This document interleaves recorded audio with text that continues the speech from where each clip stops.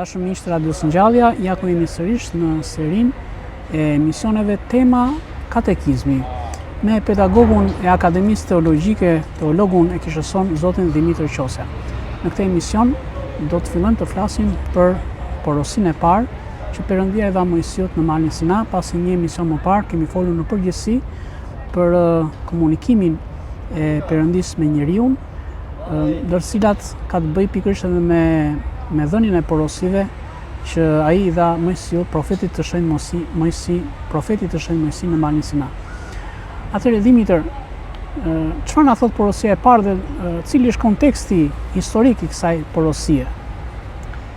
Porosia e parë është një porosi e njohur, është shumë e rëndësishme, ka të bëjë pikërisht ku Perëndia kërkon Mojsiut dhe nëpërmjet Mojsiut t'i bëjë të njohur popullit që nuk ekziston një Perëndi tjetër përveç se pra Perëndia Ati i cili komunikon me Mojsiun. Është një Perëndi, siç kemi thënë, një Perëndi, një person që kërkon që njeriu t'i përgjigjet ftesës së tij, të komunikojë me të ndërtojë një marrëdhënie besimi dhe mirëbesimi. Ne dim që historia e rënë e njeriut flet për një humbje të komunikimit të njeriut me Perëndin, duke humbur identitetin e Perëndisë së vërtet. Dhe pikërisht për këtë arsye Perëndia i kërkon tashmë Mojsiut që t'i bëjë të njohur identitetin e vërtet të Perëndisë, të krijuesit, që njeriu të njohë krijuesin e tij dhe jo krijesat, të adhurojë krijuesin dhe jo veprat e duarve të tij.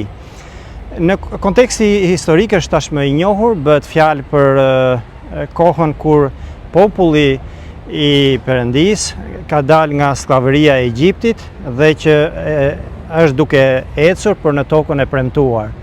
Pikërisht duke pasur parasysh që Perëndia është ai i cili e nxjerr popullin nga skllavëria, kërkon që të lejë të njohur tashmë tek ky popull ikonën e tij të vërtet, në mënyrë që njeriu të mos humbasi gjurmët e tij, identitetin e tij, raportin e tij me Perëndin atë.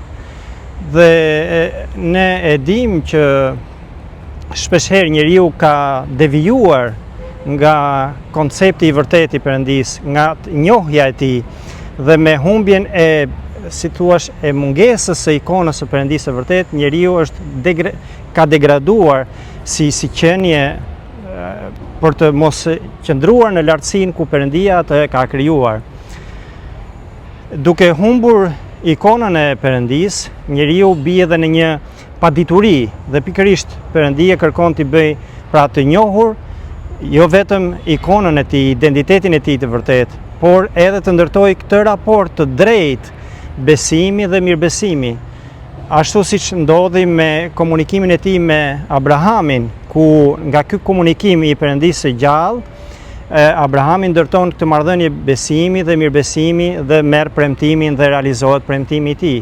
Përvoja e ortodoksisë është e njohur, është një përvojë biomatike, do të thotë një mënyrë të jetuari, ku ne kërkojmë të ndërtojmë një marrëdhënie ose ftohemi, thirremi të ndërtojmë një marrëdhënie të gjallë me Perëndin e gjallë.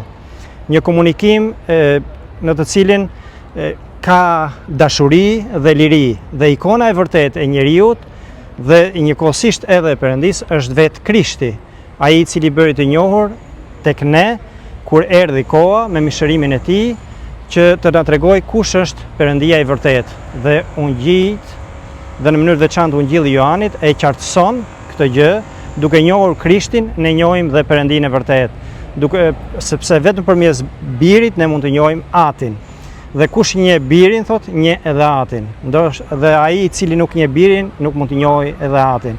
Kështu që janë të njohura të gjitha dhe përmes kësaj porosie Mojsiut, pra pikërisht Perëndia kërkon këtë të themeloj, sepse nga kjo porosi varen të gjitha vlerat dhe të gjitha ato virtytet të cilët janë të domosdoshme për të ruajtur raportin e njeriut me Perëndin dhe njeriu me njeriu. Pra është baza për bën bazën kjo porosi e parë e dhënë Mojsiut. Aty tek porosia e parë shkëputës të frazën kur thotë Zoti, nuk do të kesh Perëndi tjetër përveç meje. Mos ndoshta njeriu është i prirur për të besuar, për të mbështetur tek një perëndi, apo ka të drejtë që ai të kërkojë një perëndi? Dhe a është e drejtë kjo në vetvete? A është e logjikshme kjo? Është e njohur në historinë njerëzore që njeriu kërkon një perëndi, kërkon të lidhet me dikë te i vetës së tij. Ashtu siç është e njohur edhe nga fusha e filozofisë dhe psikologjisë që njeriu kërkon të qetësojë ndërgjegjen e tij, kërkon të shfaqsojë veten e tij, të justifikojë veten e tij, dhe pse jo të krijojë një vetvlerësim dhe një vetmburrje me veten e tij dhe të largoj fajin nga vetja e tij, nga brendësia e tij, duke menduar me një, është e njohur pra ajo që themi një lloj represioni në vetë natyrën e njeriut, duke kërkuar pra që të ketë një perëndi. Por pikërisht vjen porosia dhe që prandaj të këmbgul Zoti, duke i thënë nuk do të kesh perëndi tjetër, duke ditur dobësinë e njeriut, kërkon që tek njeriu dhe përmes Mojsiut të formësohet perëndia i gjallë, perëndia i vërtet, ai i cili është i vërteti, dhe jo perëndi të rreme apo idhuj, sepse njeriu shpeshherë dhe në mënyrë veçantë në kohën e sotme ka krijuar mjaft idhuj, shumë idhuj në jetën e tij, duke u larguar nga perëndia që është perëndia i vërtet. Prandaj te Krishti jo vetëm erdhi dhe tregoi kush është Zoti i vërtet dhe kush duhet të jetë njeriu si ikonë e Zotit përmes tij, por dhe kërkoi tek njeriu që ne të jetojmë me frymë, të adhurojmë në frymë dhe në të vërtetë. Kemi parasysh tek Ungjilli sipas Johanit kur i drejtohet gruas samaritane. Kështu që vetëm përmes këtij perëndie të vërtetë ne mund të kemi dhe një imazh të vërtetë të njeriu. Gjithashtu në shumë raste njeriu duke krijuar këto idhuj është larguar dhe është larg jo vetëm perëndis, por larg edhe vetë njeriu. Dhe kjo ka krijuar një problematik për veten e tij, por dhe për të gjithë ata që e rrethojnë. Është e njohur që në shumë aspekte, kur themi që një njeri pa perëndin është një demon. Një shoqëri pa perëndin është një shoqëri demoniake. Kjo është flitet hapur në veprat e Dostojevskit. Por jo vetëm në këtë, në gjithë historinë njerëzore, sa herë që njeriu është larguar nga perëndia i vërtet, ai është shfaqur, domethënë, në fatalitetin e tij, në mizerien e tij, dhe prandaj perëndia kërkon që njeriu të identifikohet me perëndinë e vërtet. Dhe kur flasim jo thjesht ta njohë perëndin, por dhe të komunikoj me të, edhe të jetë i ndërgjegjshëm në komunikimin me të. Sepse për pikpamjen ortodokse, njeriu nuk ftohet vetëm thjesht të ketë një njohje intuitive ose mendore me Zotin, apo një njohje sentimentale me të, por në gjithë qenien e tij, si qenie psikosomatike, domosdoshmë shpirt dhe trup, ontologjikisht njeriu duhet të marrë pjesë në këtë njohje të Perëndis, në këtë adhurim të Perëndis, në këtë raport të gjallë me të. Vetëm kështu ne mund të rezervojmë vetes tonë shpëtimin, ne mund të rezervojmë vetes tonë njohjen e vërtetë të Perëndis dhe sigurisht përjetimin dhe të jetuarit me Perëndinë e vërtetë. Sepse asnjë krijesë nuk mund të zëvendësojë Perëndinë. Edhe Perëndia këtë kërkon, që nuk ekziston asnjë qenie tjetër që mund të më zëvendësojë mua. Sa herë që është përpjekur njeriu të zëvendësojë me idhuj të ndryshëm, me ide dhe ideologji, kemi konstatuar që ato shoqëri janë jo vetëm problematike, por janë shoqëri të cilat kanë krijuar